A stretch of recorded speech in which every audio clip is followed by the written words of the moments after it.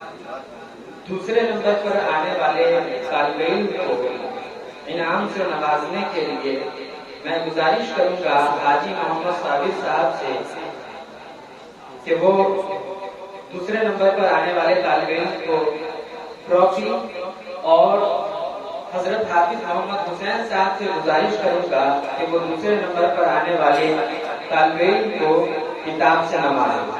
وہ طالب علم جس نے مسابقہ تقریر میں دوسری پوزیشن حاصل کی ہے، وہ ان کا تعلق صوبہ جھارکھنڈ سے ہے، ان کا نام محمد وسیم اختر ہے، اور وہ جناب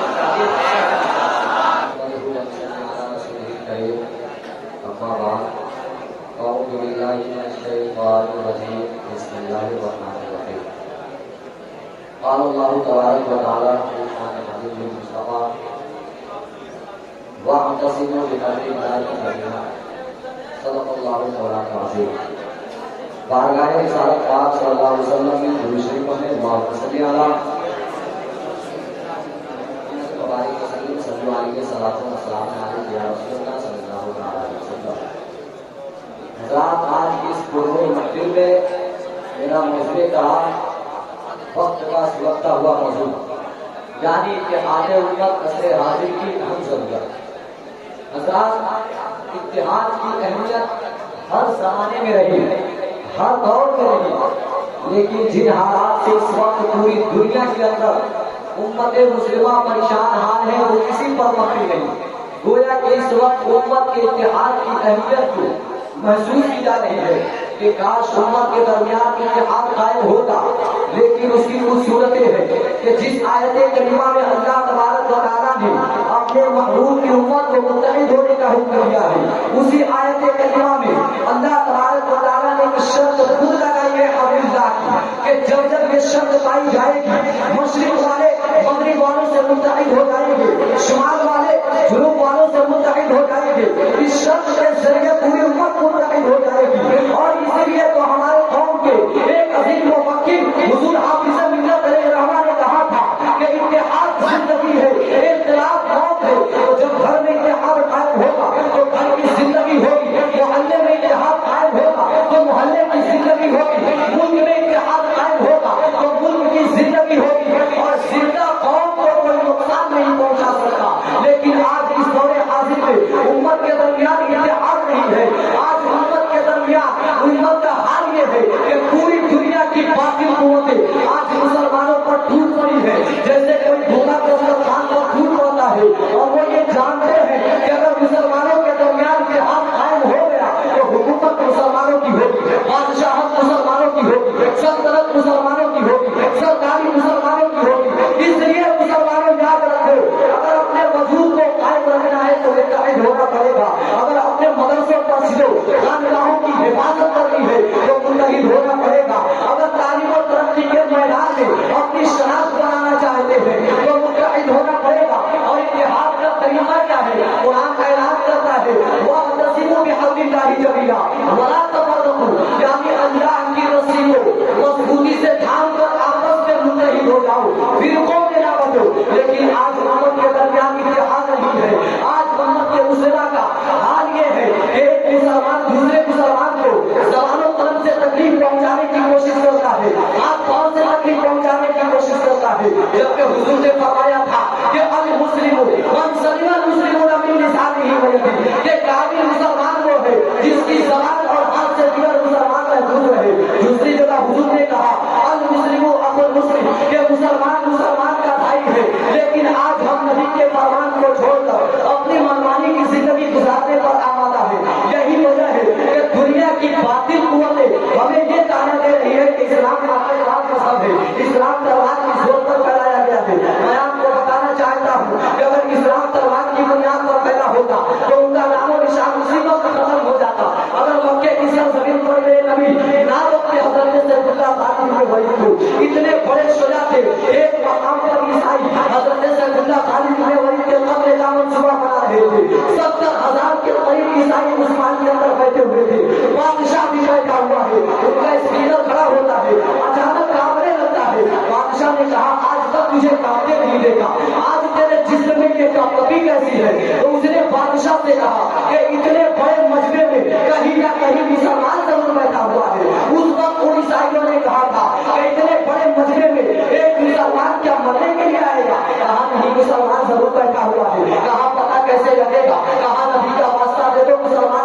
खड़ा हो जाएगा। उस वक्त उसने खड़े होकर कहा था, अरे मुसलमान तुझे तेरे नबी का वास्ता है, जहाँ बैठा है खड़ा हो जा। मुसलमान बीच मरने से खड़ा हो जाता है, चादर ओढ़े हुए है। बादशाह ने कहा इसे मेरे पास लेकर के आ। मुसलमान कहता है मेरी शान नहीं कि मैं किसी के सामने जाऊं, मैं अपने रब की बारगाह में झुकता हूँ, जिसे झुकना है वो मेरे सामने झुके। अब बादशाह खुद चल कर उस बुजुर्ग के सामने आ गया, कहा तू है कौन, नाम बता। कहा नाम मत पूछो, तुम्हारे कदम में लफ्जा तारी हो जाएगा, तुम्हारा भी भिड़ने लगेगा। कहा नाम तो बता। कहा जिसके कत्ल का तुम मंसूबा बना रहे हो वो सैफुल्लाह खालिद इब्न वलीद कोई और नहीं हो। मैं पड़ जाती है ईसाइयत कि जिसके कत्ल का मंसूबा बनाया जा रहा है वो हमारे सामने बैठा हुआ है। अरे मुसलमानों, वो तन्हा मुसलमान था जो अपने नबी की खैरत लेकर आया था, जो इश्क़ मोहब्बत का इत्तेफाक लेकर के आया था। लेकिन आज मुसलमान जो आपसी इत्तेहाद इत्तेफाक को तोड़कर गैरों के सामने झुका हुआ नजर आ रहा है। आज आपस में दुश्मनी कायम करके गैरों के सामने काटता हुआ नजर आ रहा है। वो पहले के मुसलमान थे जिनके अंदर इतिहास कायम था। 313 थे जो हजारों को पछाड़ दिया, 72 थे जो 22,000 को शिकस्त दे दिया। वो पहले के मुसलमान थे जो मुत्तहिद थे, जो नारा लगाते थे तो यहूदियों और ईसाइयों के महलों में लाचारी हो जाता था।